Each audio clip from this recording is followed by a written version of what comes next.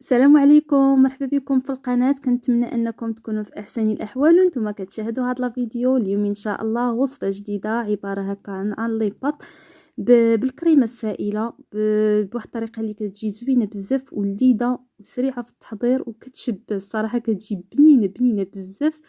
كنتمنى انها تنال الاعجاب ديالكم. صراحه كتحضر بسرعه، يعني ممكن تحضريها في اخر دقيقه. كنتمنى انها تعجبكم. الا عجبتكم ما تنسونيش من لي لايك. نخليكم مع الوصفه وفرجه ممتعه. بالنسبه للمكونات، خدينا هنا الثومه، يعني تقريبا واحد 2 فصوص ديال الثوم او 3 محكوكين، ومع رشيشه تاع الملحه، ثم الفلفل الاسود اي الابزار. المهم بالنسبه للكميه كديروا على حسب الكميه اللي بغيتو ديروا. ثم هنا غادي ندير زيت الزيتون ملعقه كبيره. ثم غادي نضيف الصدر ديال الدجاج او لدان على حسب اللي متوفر عندكم، اللي كتقطعوا قطع مربعات. صافي هنا غادي ندير الصلصه ديال الطماطم، غادي نديروا 3 ملاعق كبار. حنا درنا طماطم معلبه، ممكن تاخذوا هكا يعني مطيشه، يعني الطماطم تحكوها.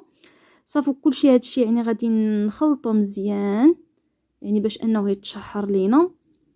ومن بعد غادي نضيفو الشامبينيون. المهم حنا ضفنا هذا المعلب.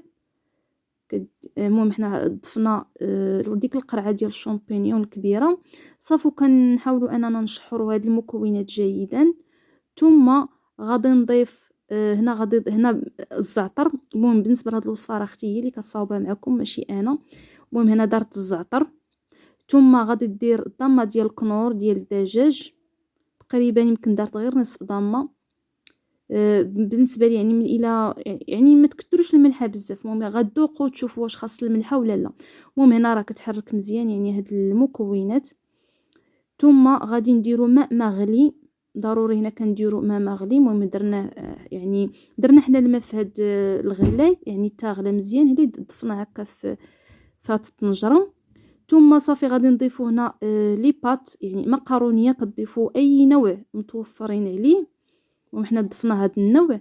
صافي كتخلطوا هكا. صافي كتسدوا، يعني كديروا ليه الغطا ديالو. صافي كتخليوه حتى كيطيب. يعني بالنسبه لهاد لي بات ودوك المكونات راه دغيا كيطيبوا، ما كياخذوش لينا الوقت بزاف.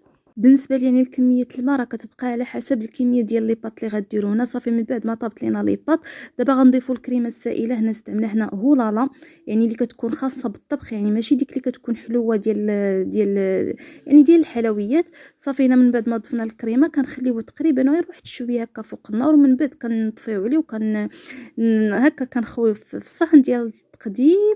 صراحه كتجي بنينه. بالنسبه لهاد الوصفه ممكن هكا تحضروها في وقت البرد، في وقت في الصيف، يعني ممكن تحضروها في جميع الاوقات. صراحه غادي تكال كتجي صراحه زوينه. ومن هنا درنا ليها شويه ديال الفرماج الاحمر هكا من الفوق. صراحه كتجي بنينه وما تشبعوش منها. صراحه غتولي معتمده عندكم، كتجي زوينه بزاف.